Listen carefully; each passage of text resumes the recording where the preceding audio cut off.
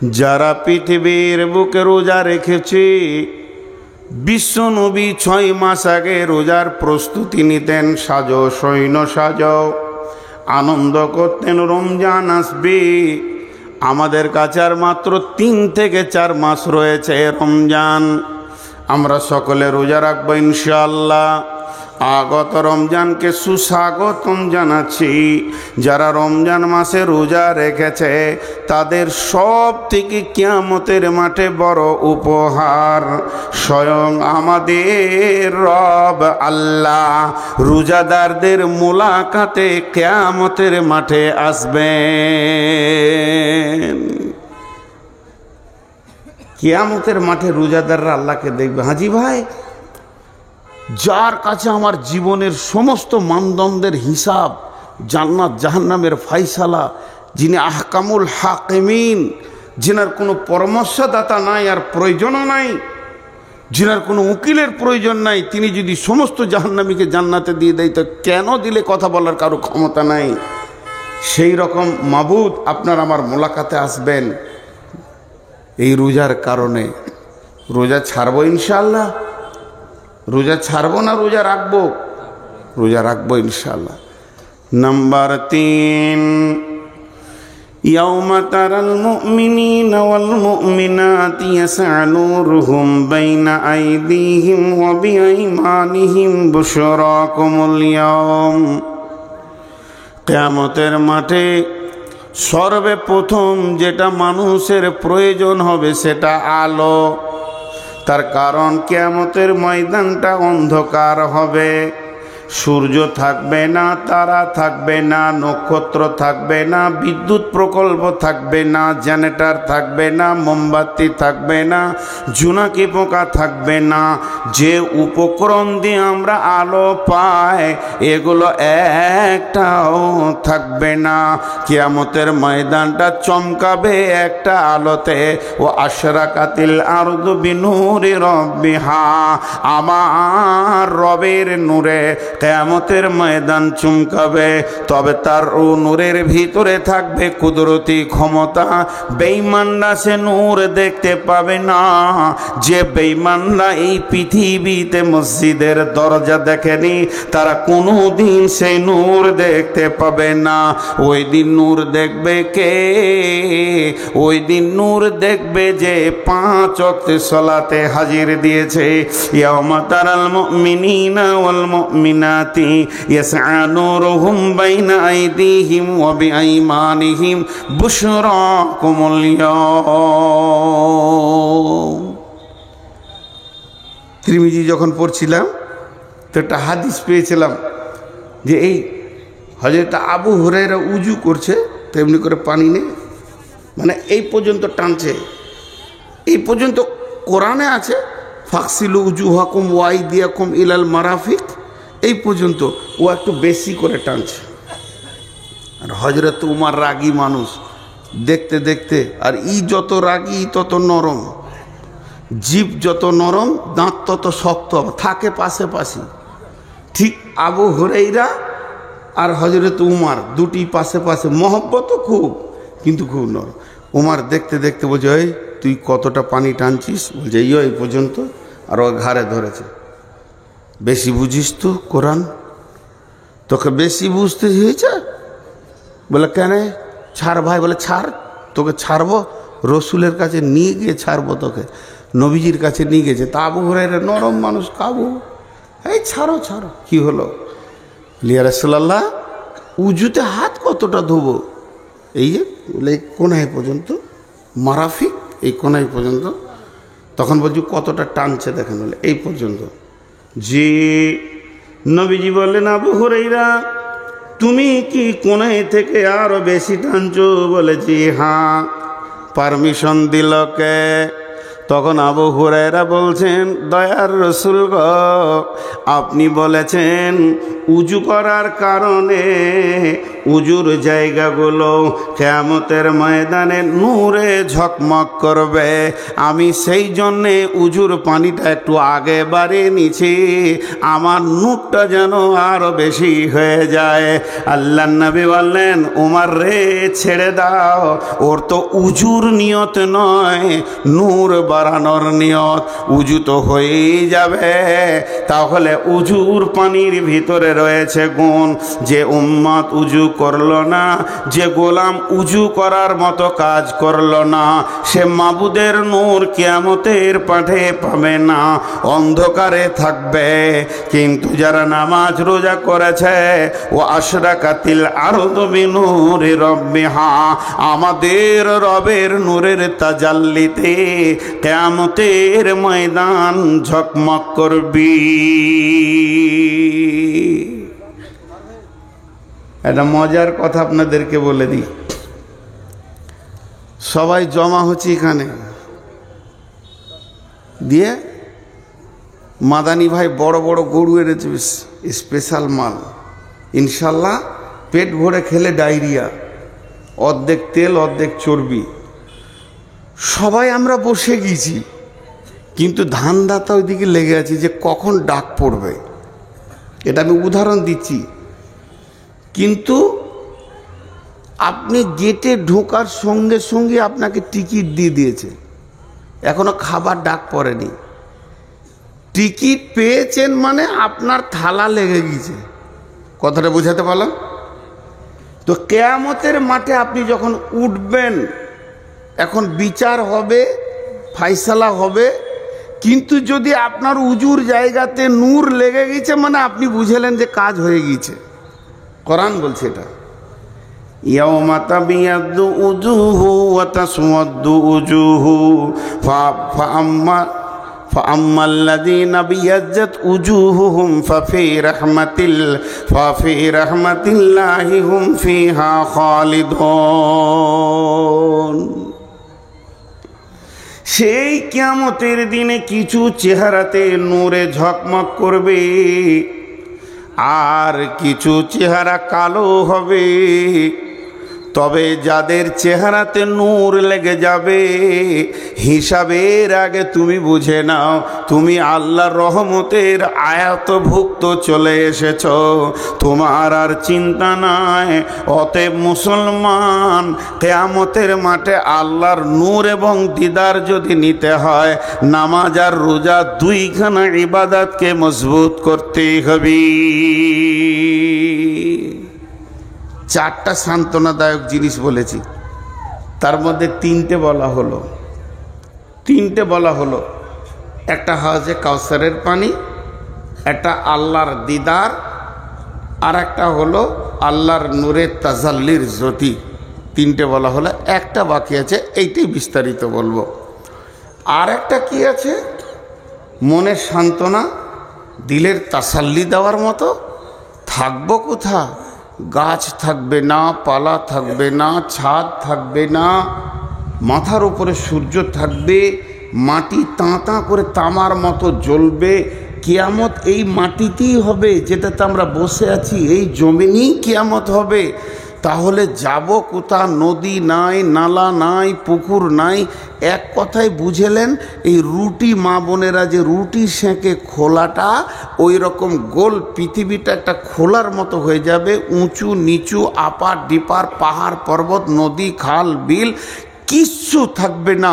40 বছর পৃথিবীটা শূন্য অবস্থায় পড়ে থাকবে। অনুফিকা ফিসুরি ফাসিকা মান ফিস সামাওয়াতি ওয়া মান ফিল আরদি ইল্লা মান শাআল্লাহ সুম্মা নুফিকা ফিহি উকরা। যখন দ্বিতীয় সুর ফোঁকা হবে, এই মধ্যখানে 40 বছর একদম খৈলান হয়ে যাবে। দাঁড়াবো কোথায়? ছায়া তো নাই, ঘামে ডুববে মানুষ, বিকট চিৎকার করবে, কিন্তু মত হবে না। দাঁড়াবো কোথা? একটা ছায়া থাকবে, মাত্র একটি ছায়া। আল্লাহ নবী বলছেন, এটাই আমার বক্তব্য আজকে। وعن أبي هريرة رضي الله تعالى عنه قال قال رسول الله صلى الله عليه وسلم سبعة يظلهم الله في ظله يوم لا ظل إلا ظله কঠিন কিয়ামতের দিনে কোনো ছায়া থাকবে না, পাহাড় পর্বত থাকবে না, গাছপালা থাকবে না, যার ছায়াতে গিয়ে একটু জানটাকে রেস্ট নিব। আল্লাহর নবী বলছেন একটা ছায়া থাকবে, সেই ছায়াটার নাম আল্লাহর রহমতের ছায়া। পূর্ব যুগ থেকে শুনে এসেছি আরশের ছায়া, কিন্তু হালাকে সেটা সত্য হচ্ছে আল্লাহর রহমতের ছায়া। ওই ছায়াতে কিছু মানুষ জায়গা পাবে। বিশ্বনবী বলছেন 7 জন লয়। বিশ্বনবী বলছেন 7 শ্রেণীর মানুষ পৃথিবীর বুকে যারা আমল করেছে, 7 ধরনের মানুষ, তাদের ওই ছায়ার ভিতরে কোটা লেগে থাকবে। তারা নিশ্চিন্তে সেই ছায়াকে উপভোগ করবে। একে তো হাউজে কাউসারের পানি পেল, আর আল্লাহর রহমতের ছায়া পেল। মানে এখানেই জেনে নিতে হবে পৃথিবীর এসি ফেলিওর হয়ে যাবে। সেই ছায়াটা কেমন হবে? এটা বৈজ্ঞানিকের তৈরি এসি যদি এত শীতল হয়, এত মনোরম হয়, মনোরঞ্জন হয়, আমার রবের ছায়াটা কত মনোরম মনোরঞ্জন হবে, কত সুন্দর হবে। সেই রবের আমার রহমতের ছায়াতে জায়গা পাবে। কে বলছেন? কে বলছেন? বিশ্বনবী বলছেন। কে পাবে রে? 1 নম্বর তুমি এসো, 2 নম্বর তুমি এসো, 3 নম্বরে তুমি এসো। এই বলে তাদের কোটা লেগে যাবে, জায়গা পেয়ে যাবে। এই পৃথিবীর বুকে যারা 7 রকম আমল করেছে, একজনাই যে 7 রকম করেছে তা নয়। যে আমলগুলি বলা হয়েছে, এই গুণ যার ভিতরে একটা থাকবে, ও আরশের ছায়াতে বাস করবি।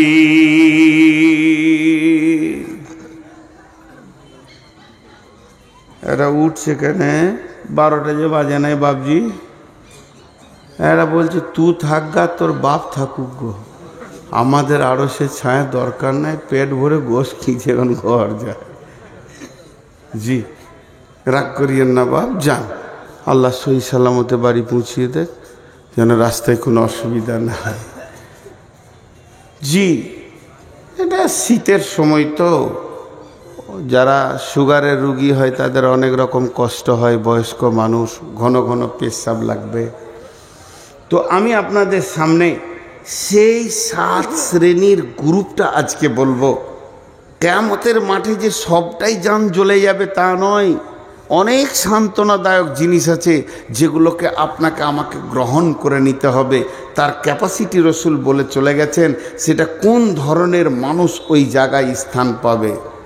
নাম্বার 1, জি ছেড়ে দিব? আমি তো ওইটাই খুঁজছি খালি, যে কোনো বাহানায় যদি ছাড়া যায়। জি বাবজি। নাম্বার 1, ইমামুন আদিলুন। কথাটা ছোট কিন্তু কাজটা বিরাট বড়। ইমামুন আদিলুন, ন্যায় বিচার করনেওয়ালা। পৃথিবীতে যে ন্যায় বিচার করেছে, ওই বিচারক যে অন্যায় বিচার করেনি, নিজের আত্মীয় পার্টির লোক, নিজের পাড়ার লোক, গ্রামের লোক এই রকম ভেবে কথা বলেনি, কঠিন কিয়ামতকে সামনে রেখে কথা বলেছে, হক কথা বলেছেন। ওই ব্যক্তিটা ওই রহমতের ছায়াতে থাকবি। জি, বিশ্বনবী মক্কা বিজয়ী করলেন, প্রধানমন্ত্রী হলেন, ইহুদিদের এক মেয়ে চুরি করে ধরা খেয়েছে, ফায়সালা হচ্ছে তার হাত কাটতে হবে। যখন এ ফায়সালা এসে গেল, ইহুদিরা এসে বললেন, ইয়া রাসূলুল্লাহ, আমরা এখনো ইসলাম মানিনি, কোরআন মানিনি, তবে কোরআনের বিচার কেন নেব? আমাদের বিচারটা তৌরাত থেকে করে দিতে হবে, যেহেতু আমরা তৌরাতের আওতাভুক্ত নিজের জীবন চালাচ্ছি। কিন্তু তাদের জানা ছিল না আল্লাহর নবী একজন সাহাবীকে তৌরাতের পণ্ডিত করে নিয়েছিলেন, হাফিজ করে নিয়েছিলেন। নবীজি বললেন, ঠিক আছে, যাও তোমরা তৌরাতের পণ্ডিত নিয়ে এসো এবং মুজরিমকে নিয়ে এসো। তারা সেখানে এসে হাজির হলো।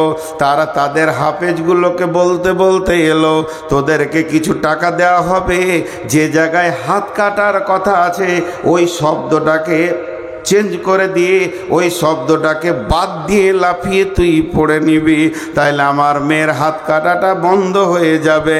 সম্ভ্রান্ত ঘরের মেয়ে। এবার তারা সেই রকম টাকা হাফেজ তারা এসেছে। নবীজি বললেন, বলো চুরির শাস্তি কি তৌরাতে আছে?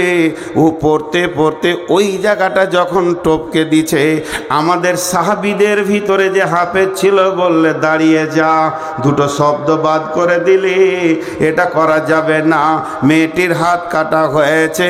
বন্ধুরা আমার, তখনই বিশ্বনবী বলেছিলেন, ওয়ালাউ কানা বিনতি ফাতিমাতা, এই জায়গায় যদি আমার মেয়ে ফাতেমা হতো তা আমি নবী মুহাম্মদ সাল্লাল্লাহু আলাইহি সাল্লাম নিজের হাতে তার হাত কেটে দিতাম।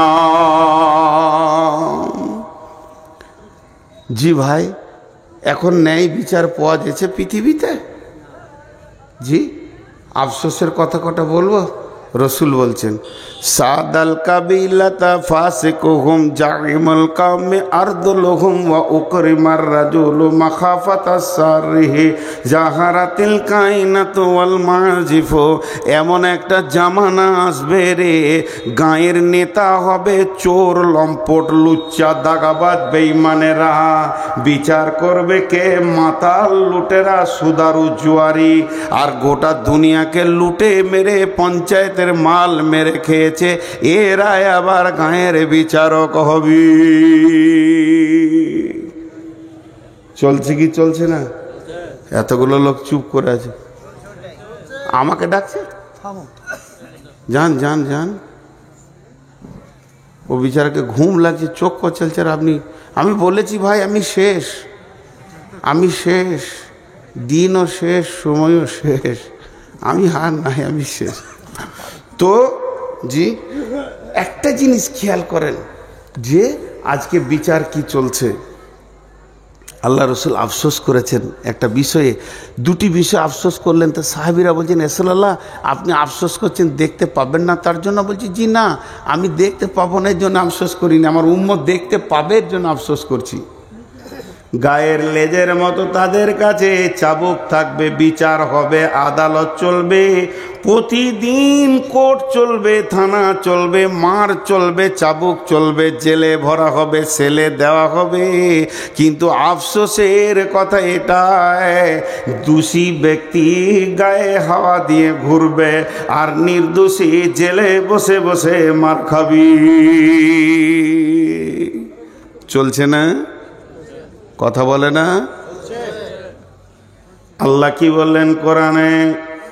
ওয়ালা তাকরাবু মালাল ইয়াতীমি ইল্লা বিল্লাতি হিয়া আহসান হাত্তা ইয়াবলুগা শুদ্দাহু ওয়াউফুল কাইলা ওয়াল মিজানা লা নুকাল্লিফু নাফসান ইল্লা উসাহা ওয়া ইযা কুলতুম ফা'দিলু ওয়া ইযা কুলতুম ফা'দিলু ওয়া ইযা কুলতুম ফা'দিলু ওয়ালাউ কানা দা কুরবা। তুমি যখন বিচারে বসবে, সাক্ষী দেবে, তো ন্যায় কথা বলবে, যদিও তোমার নিকট আত্মীয় হয়।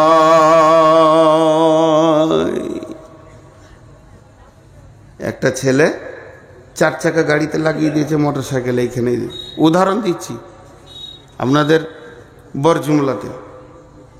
আর গাড়িটা আসছে কোথা থেকে? পাকুড় থেকে। সে গরিবের বাচ্চা বিচারাকে 400 টাকা দিয়ে বলেছে মালটা ঢেলে দিয়ে আজকে ঘুরে এসে খাবি। পেট তার চুঁ চুঁ করছে।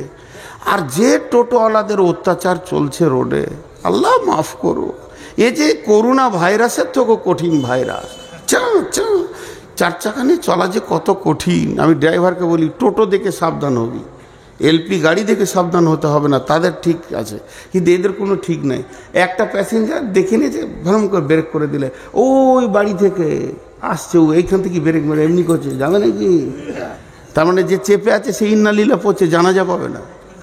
এদের যা চরিত্র আর কি। তো ন্যায় বিচারের ব্যাপারে আমি আপনাদের সামনে যেটা বলছি, যে একটা গাড়িকে টোটোতে লাগিয়ে দিয়েছে, এলপি গাড়িতে। দোষ টোটোওয়ালার, অন্যায় এর। বেলাইনে ছিল, ওটা বড় গাড়ি একটু লেগেছে, তো এর একটা চাকা চলে গিয়েছে, ভেঙে গিয়েছে। এখন ওকে কলার ধরে নেমিয়ে মারছে, চলছে মার। ও মারতে মারতে ওর বন্ধু এসে বলছে, তাহলে আমিও অনেকদিন মাস্তানি দেখায়নি, তাই চুলটা হিলিয়ে দিয়ে ও মারলে। এখন মানে বর্তমান যুবকদের একটা ভাইরাস, লম্বা চুল আর খালি মাথাটা এমনি করছে, আর হাতটা খালি এমনি করছে, হাতটা খালি এমনি করছে। আজকে টোটোতে এলাম 53 থেকে 54 বার খালি এইখানে আস্তে আস্তে হাতটা এমনি করছে। তুমি খুব কষ্টে আছো বলো, আজাব চলছে তোমার। হ্যাঁ, তা চুলের উপরে এবারে এই মার ধর করে ওকে করে দিলে। কিন্তু একদিন ন্যায় বিচার হবে। তো এবার বিচার চলছে। টোটোওয়ালা জোরে গলা বলছে, তুই কি ভেবেছিস? কিন্তু আসলে গাড়িটা ছিল কোম্পানির, টোটোওয়ালাকে খবর নাই। যখন ওর ড্রাইভারের নাক দিয়ে রক্ত আর রক্ত, ভিডিও কল করে দেখিয়েছে, কোম্পানির মাথা গরম। ওদের ইন্স্যুরেন্স করা থাকে 23 লক্ষ, 40 লক্ষ, 5 কোটি, 15 কোটি, 16 কোটি। জি, শিল্প ব্যাংকে শুধু অ্যাকাউন্ট খুলতে গেলে 10 কোটি টাকা লাগে, অ্যাকাউন্ট খুলতে, রানিং করতে। তো সেই রকম তারা বড় কোম্পানি, মনে রাগ হয়েছে, 4খানা কেস ঢুকেছে। মাল লুট, টাকা পয়সা লুট, মাল নষ্ট, 13 লক্ষ টাকার মাল ক্ষতি দিয়ে দিয়েছে, 4খানা কেস। একদম কলকাতায় মেরেছে, লালবাজারে। ওখান থেকে খবর আসছে লালগোলায়, আসামি তুলো। রাত 3টের সময় পুলিশ এসে টোটোওয়ালার ঘর ঘেরে টেনে বার করছে। কি হলো? বলে এতগুলা কেস আছে, চোর। ঠান্ডা ঠান্ডা মানে ওর গোষ্ঠী পর্যন্ত ঠান্ডা। অঙ্ক করে 3 লাখ টাকার ঘর বাড়ি নাই, কিন্তু মাস্তানি করেছে। বহু ঘটনা এরকম ঘটেছে, চটপট করে তার গায়ে হাত দিতে যেন না। দিয়ে যখন ওকে থানাতে বসানো হয়েছে, মন দিয়ে শুনবেন, একদিন ও তো বসিয়ে আছে, থানা বড়বাবু যে বসলো, একদিকে এসপি, একদিকে ডিএম, একদিকে এসডিও, আর একদিকে আরও কিছু কোম্পানির লোক, বিরাট টিম নেমে গেছে। ওকে তখন বলছে, তুই লাগিয়েছিলি না গাড়িটা লাগিয়েছিল? তখন গলার ভিতর থেকে, আস্তি করে কেন বলছিস? তুই সেই দিনে কেমন করছিলি? যেদিন মেরেছিলি সেই দিন তোর গলার সাউন্ডটা কেমন ছিল, আজকে কেন হালকা হয়ে গেল? আদালতের মাঝে পড়েছো, সৈন্যের মাঝে আছো, এখন তোমার সমস্ত আম শুকিয়ে চূড় হয়ে গেছে। এখন তুমি আর আমল, তোমার নাম আমচুর। টেনেও সোজা করা যেছে না। বড়বাবু বলছে, গলা ঝেড়ে কথা বল, পানি খা। বলছে, স্যার ভুল হয়ে গেছে, চলবে না। তো আমার আল্লাহ বলছে, আমি জিভটাকে রেখেছি 32টা সৈন্যের মধ্যখানে। 2টি সিবিআই কাস্টম তার ওপরে আছে, 2টা সিআইডি রয়েছে, এই দিকে 2টা কাস্টম অফিস তাকে ঘেরে রেখেছে। মাথাটা হলো গোটা বডির আদালত। এতগুলোর ভিতরে যেদিকে তুই কথা বলিস, এটাই হলো তোর কথার জায়গা। আল্লাহ বলছেন, ওয়াইদা কুলতুম, যখন তুই কথা বলবে, ফাদিল, ইনসাফ করে কথা বলবে। তোর বডিতেই আমার সিআইডি কাজ করছে। ফাদিল ওয়ালাউ কানা দা কুরবা, যদিও সে নিকট আত্মীয় হয়। বাদশাহ নিজে হরিণ শিকার করতে গিয়েছে, এইরকম করে তীর ধরেছে, একবারে ফলা তীর। হরিণকে পাবে তো আর ওখার দুনিয়া থেকে বেঁচে থাকতে হবে না। আর যেই তীর ছেড়েছে, হরিণটা তরফ করে লাফিয়ে উঠেছে, আর লক্ষ্যভ্রষ্ট হয়ে পায়ের তলা দিয়ে সেই তীর নদীর ধারে এক বুড়ি এমনি করে কাপড় সাফ করছিল, আর ওর একমাত্র বিধবা মেয়ে বাচ্চাটা দাঁড়িয়েছিল, কানে পড়ে স্পট হয়ে গেল। কাজীর কাছে বিচার চলে গেল। বাদশা নিজে মেরেছে, দেশের বাদশা মেরেছে, আর বিচার গেছে কাজীর কাছে। আজকে শুক্রবার, রবিবার বিকাল 3টে ফাইসালা হবে। বাদশাকে এনে হাজির করা হলো। বাদশার সিংহাসনে নাই, কাঠগোড়ায় দাঁড়িয়ে আছে, বুড়ি দাঁড়িয়ে আছে, দাফন কাফন হয়ে গেছে। একদিকে স্বামী হারিয়েছে, এবার সন্তান হারালো, যার মুখ পানে তাকিয়ে দুনিয়ার আলো দেখছিল। বাদশা তীর হাতে করে গিয়েছে, কাজী বিচার দিচ্ছে। বাদশাহ বলে, বলুন তুমি মেরেছো? বলে, হ্যাঁ স্যার, ইচ্ছা করে নয়, তবে লক্ষ্যভ্রষ্ট হয়ে গিয়েছিল। হরিণটা চলে গেল, গিয়ে নদীর ধারে ঘাটে উনি কাপড় সাফ করছেন, ওর বাচ্চার কানে লেগেছে তীর, স্পট হয়ে গেছে। বাদশাহ এবার ফাইসালা দিচ্ছে, জাল্লাদ, আমার আল্লাহর ফাইসালা কতলের পরিবর্তে কতল। তুমি হরিণ মারবে না বাঘ মারবে তোমার ব্যাপার, কিন্তু তোমাকে ডানে বামে দেখতে হতো। যদি তীর লক্ষ্যভ্রষ্ট হয় তাহলে তীর কোথা গিয়ে পৌঁছাতে পারে। তুমি নিশা মতো, পাগলার মতো হরিণের নিশাই মেরে দিয়েছ। অতএব হে জাল্লাদ, তুমি ওই বাদশার গর্দনকে উড়িয়ে দাও। বাদশা তীর তাকে ধরলো, ধরে এইভাবে টান দিয়ে নিশান করে কাজীকে বলছে, কাজী রে, আজকেও আমি তীরটা এনেছিলাম, যদি আমার পানে মুখ পানে তাকিয়ে তুমি অন্যায় বিচার করতে, আর একটা মার্ডার আমি করতাম। কারণ আমি তীর হাতে করে কাঠগড়ায় উঠেছি, এই জন্যে অন্যায় বিচার আমি দেশে মেনে নিতে পারবো না। আমার গর্দন চলে যাক, কিন্তু ন্যায় বিচার হয়ে যাক। বুড়ি তখন এই কাঠগোড়া থেকে কাঁদতে শুরু করেছে, কাজী সাহেব, এটা তো আমার মুজরিম, আমি যদি মাফ করে দিই বাদশাকে আপনি কি করবেন? বলে, আপনি মাফ করলে মাফ হবে। কাজী সাহেব, আমি ওকেই মাফ করে দিলাম। একটা সন্তান হারিয়েছি, এটার মায়ের কোল যেন আর খালি না হয়। বাদশা দৌড়ে এসে বুড়িকে জড়িয়ে ধরে বলছে, মা, তোমার যে সন্তান মাটিতে শুয়ে গেছে, ওটাকে আমাকেই মনে করে নিয়ে তুমি আমার কাছে বাকি জীবনটা কাটিয়ে নাও। আল্লাহ বলছে, আরো সে নিচে ছায়া নিবি। আজকে একবার বিচারে বসে দেখবেন, কেন বিচার শুনতেই বিরক্ত লাগবে, বিচার শুনতেই বিরক্ত লাগবে।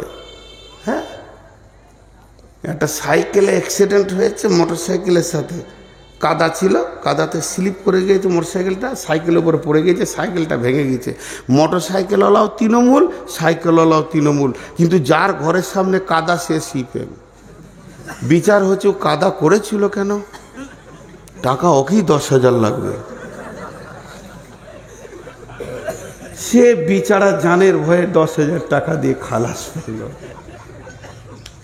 আমাদের এখানে সব জজ বসে আছে, যতগুলো বসে আছে জজ। হ্যাঁ, জি, শুধু ন্যায় বিচার নিয়ে কথা বললে অনেক কথা চলে আসে। নাম্বার 2 নম্বরটাকে যা ওই আরশের ছায়াতে থাকবে, সেই 2 নম্বরটা হলো ওয়াশাবুন নাসা ফি ইবাদাতিল্লাহি তাআলা। ওই যুবক, ওই যুবতী যে যৌবন কালটা আল্লাহকে দিয়ে দিয়েছে, আল্লাহর প্রেমে ব্যয় করেছে। যুবতীকে যেখানে যৌবন ক্ষয় করতে বলেছে ওখানেই ক্ষয় করেছে, আর যুবকরাও ওই জায়গায় যৌবনকে কাটিয়েছে। যুবকের যৌবনে 2টি ডিউটি, আর যুবতীদের যৌবনে একটা ডিউটি। যুবতীদের যৌবন, যুবকের যৌবনে পুরুষের যৌবন কাল দুটি কাজ করবে। একটা কাজ করবে কে? সে ইনকাম করবে, যেখানেই থাকবে হাজুরে হালাল পয়সা নিয়ে সে জমা করবে। আল্লাহ বলেছেন ফাইদা কুদিয়াতিস সালাতু ফান্তাশিরু ফিল আরদি ওয়াবতাগু মিন ফাদলিল্লাহি ওয়াযকুরুল্লাহা কাসীরান লাআল্লাকুম তুফলিহুন।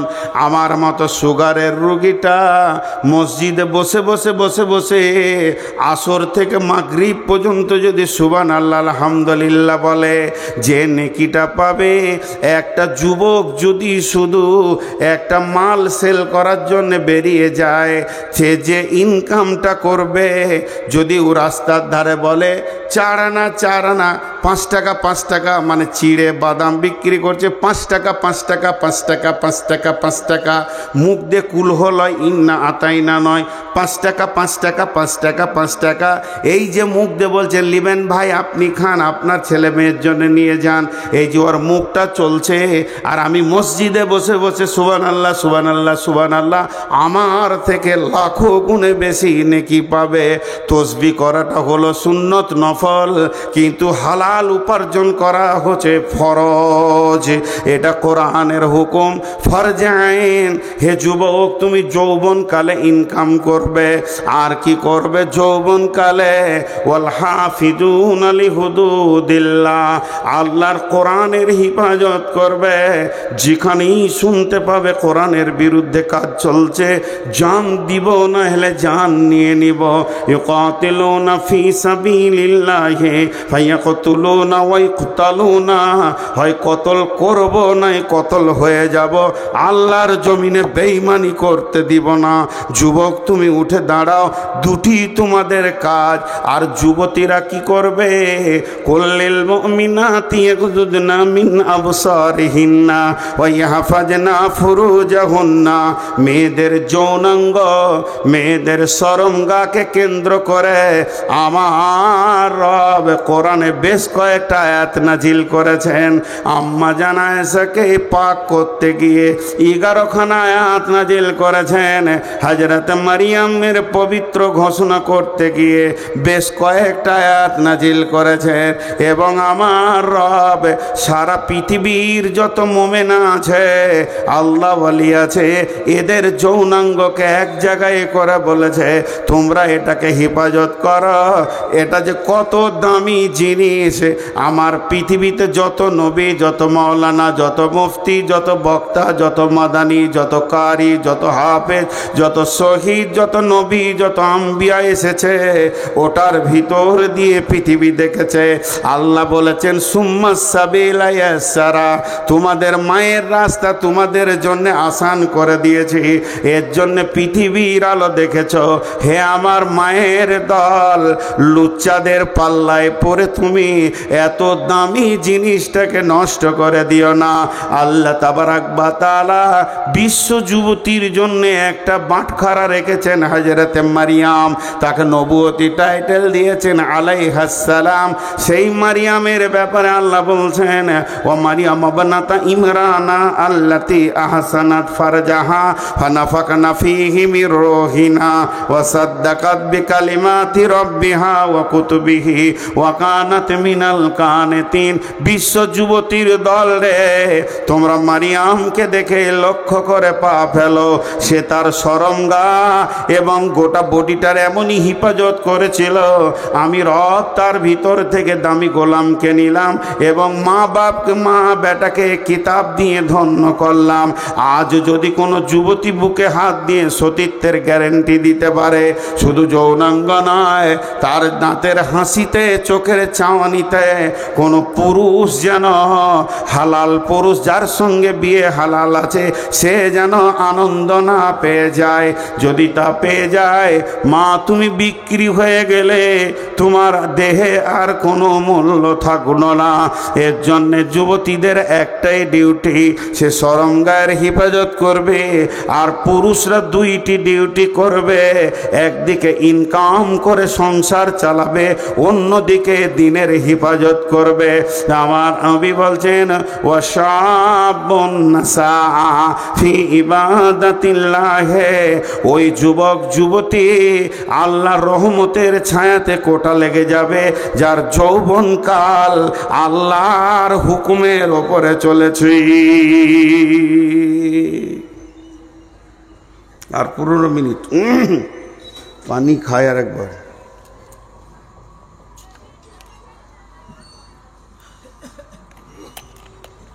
জি, নাম্বার 3, ওয়ারাজুলুন কালবুহু মুআল্লাকুন বিল মাসাজিদি। আহা, বিরল বর্ডারে ঢুকেছি আমি বাংলাদেশ, ওই রাধিকাপুর হয়ে দিয়ে সমস্ত পাসপোর্টের কাজ হয়ে গেল, তো ভোগ লেগেছে, তো একটা হোটেলে গেলাম, তো বলছে কি খাবেন? আমি বললাম ছোটো মাছ আছে। আমরা বলি ছোটো মাছ, ওরা বলে গুঁড়া মাছ। তো গুঁড়া মাছ আছে, তো আছে, দাও 1 প্লেট, 2 জন আছি আমরা, 2 প্লেট দাও। তো আলুর সঙ্গে রান্না করেছে, তো টোটালটা যদি 200 গ্রাম ওজন হয়, যে তরকারিটা দিয়েছে 100 গ্রাম ওজন হবে, তো মোটামুটি 100 গ্রামে 98 গ্রাম আলু আর 2 গ্রাম মাছ। তা আমি হোটেলওয়ালাকে বলছি মাছে আলু না আলুতে মাছ, আপনি হিসাব করেন। বলছে হুজুর আপনাকে তো পারা যাবে না। বলো না, মাছে আলু হতে পারে, 1-2টা আলু দিলেন, কিন্তু আপনি আলুতে মাছ দিয়েছেন। আমি তো আলু চাইনি ভাই, আমি মাছ চেয়েছি, আপনি দাম নেবেন। জি, 1 লিটার দুধে 9 লিটার পানি, তাহলে দুধে পানি না পানিতে দুধ? পানিতে দুধ। আর 9 লিটার দুধে যদি 1 লিটার পানি, তাহলে দুধে পানি। তো আমাদের জীবনটা হবে মসজিদওয়ালা দুনিয়া, কিন্তু হয়ে গেছে দুনিয়াওয়ালা মসজিদ।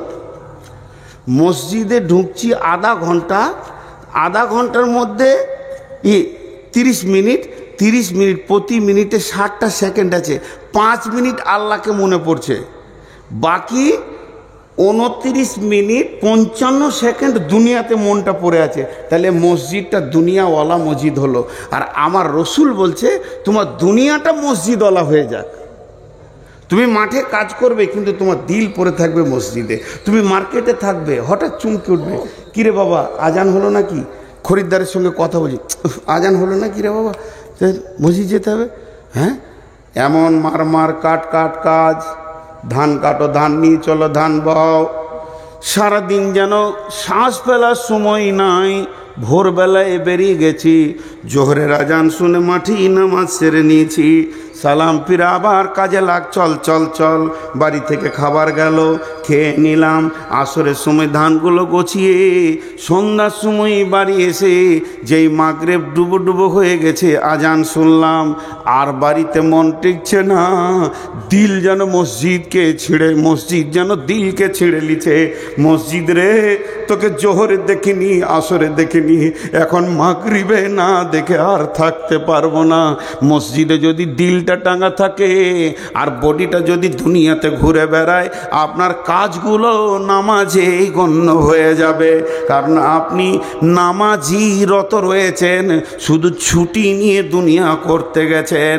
অতএব বন্ধুরে, আল্লাহর নবী বলছেন ওয়ারাদুলুন কালবুহু মুআল্লাকুন বিল মাসাজিদে, ওই লোক যার অন্তরটা মসজিদে টাঙা আছে। হাজি, আমরা ইমামকে মসজিদকে মসজিদ সাফ করার ব্যাপারে হুকুম করি না? এটা খুব নেকেট, অনেক বক্তা দেখায়, আমি দেখাচ্ছি না, এটা নোংরা। কেন আমি আল্লাহর ঘর সাফ করব? আমার হাত দিয়ে করব? বেদাতি পীর আছে আমাদের এলাকায়, তো নামটা আর করছি না। তো ও পীর জীবিত পীর এখনো বেঁচে আছে, 2টা আছে একই গ্রামে, একটা মরেছে, একটা আছে। তো আমার দিল চাইলো যে ওকে একদিন দেখা করি। ওই এলাকায় থাকতাম আমি, একটা মাদ্রাসায়। তো ভদ্রলোক এত হার্ড আরবি জানে, আবার ইঞ্জিনিয়ার, ইংল্যান্ড থেকে পাস করা ইঞ্জিনিয়ার, পীর ইংল্যান্ড থেকে পাস করা ইঞ্জিনিয়ার, আর এত হার্ড আরবি জানে যে ও আরবি বলবে তার আপনি ডিকশনারি ছাড়া তর্জমা করতে পারবেন না। ভদ্রলোক এত শিক্ষিত, কিন্তু ওই এহরামের মতো একটা কাপড় নিচে পরে আছে আর একটা গায়ে দিয়ে আছে। ওর একটা মুরিদকে বললাম, তোর পীরকে দেখাবি না একবার? বলে চলেন, নিয়ে গেল। তো আমি মসজিদের দরজায় দাঁড়িয়ে আছি, ঘন ঘন ঘড়ি দেখছি, মানে 40 মিনিট পরেই আমার বাস, 40 মিনিট পরেই বাস। বলছে আপনি দাঁড়ান, আমি পীর সাহেবকে ডেকে আনি।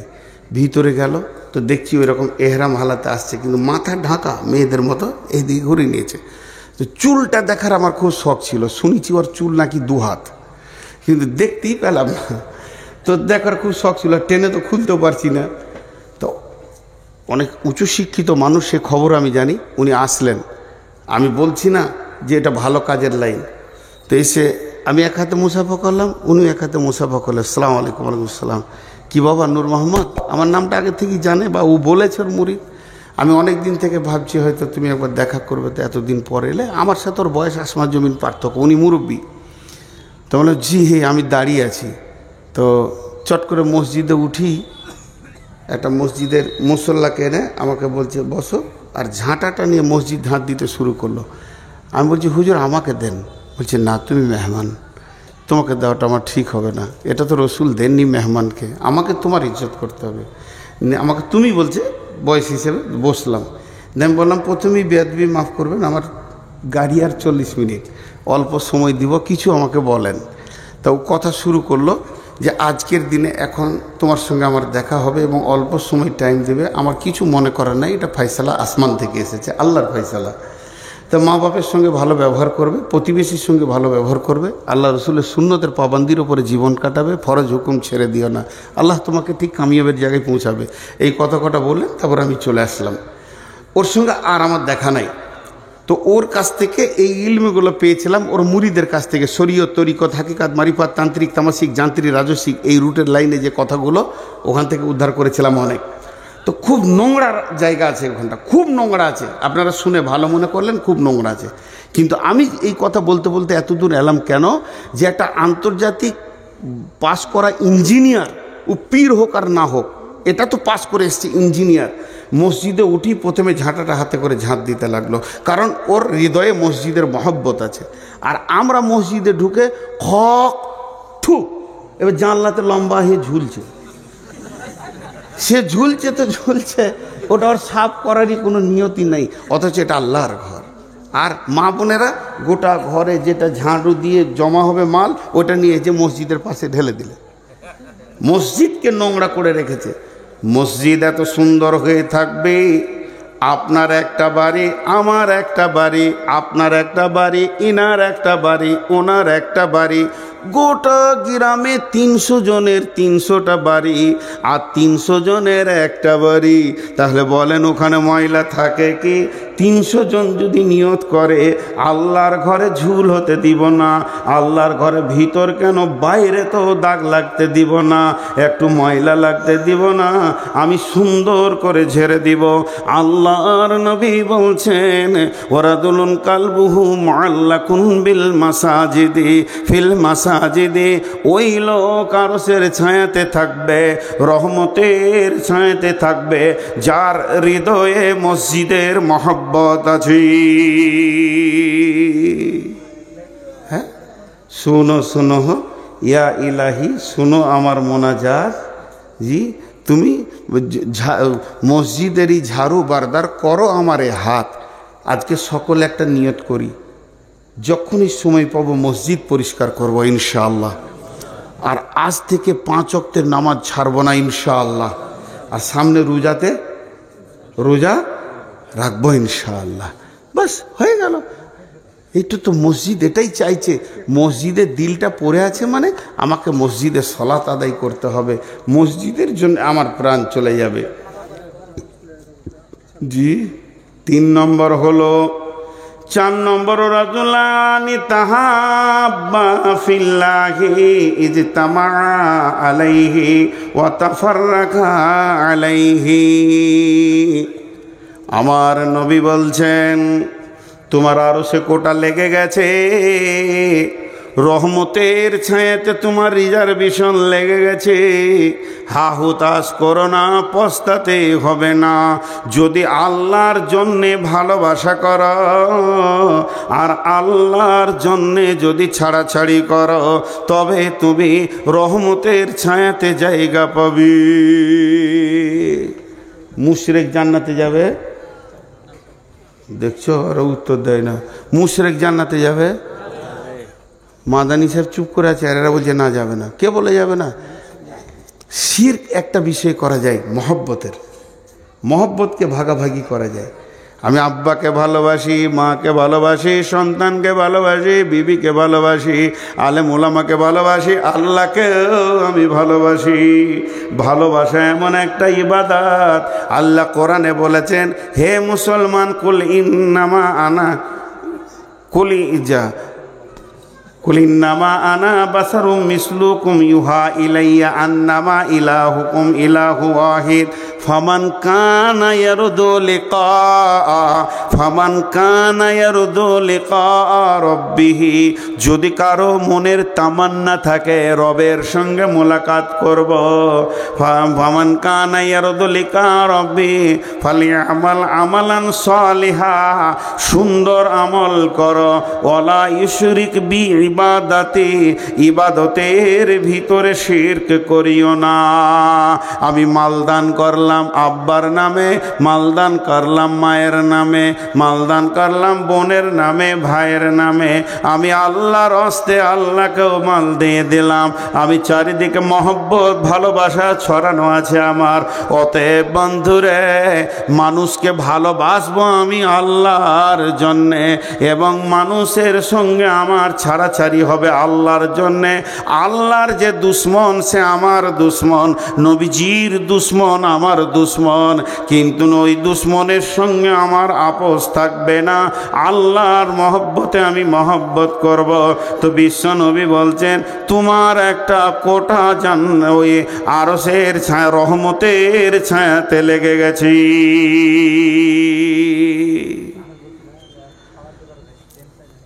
বর্তমানে যত ভালোবাসা হয় স্বার্থ লুকানো থাকে।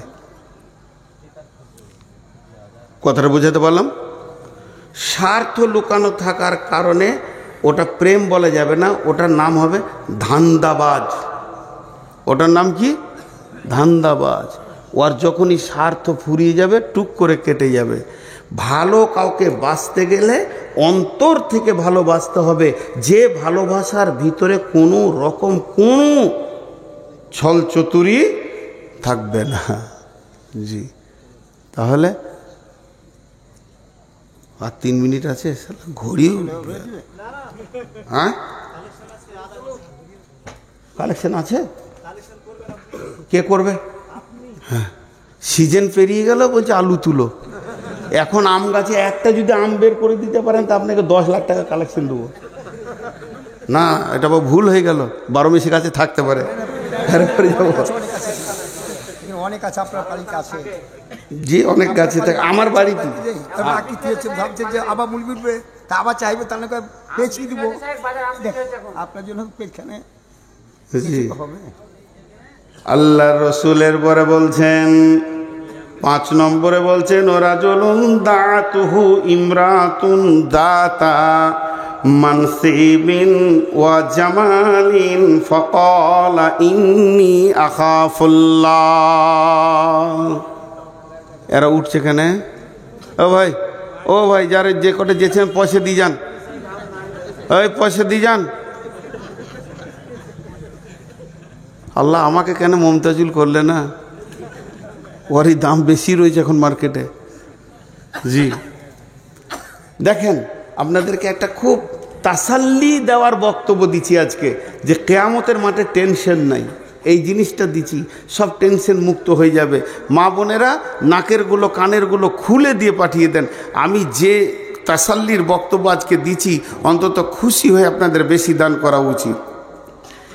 আল্লাহর নবী বলছেন, ওই যুবক যার ভিতরে পরিপূর্ণ উত্তাল রয়েছে, ওই মানুষটা, তাকে একটা সুন্দরী এবং মালালা মেয়েটার ভিতরে দুইটি গুণ, একদিকে দেখতে অতি সুন্দর আর একদিকে তার মালে পরিপূর্ণ রয়েছে। সে কিন্তু তোমাকে হাতছানি দিচ্ছে, এসো এসো। তখন যুবক ওকে উত্তর দিচ্ছে, যুবতী রে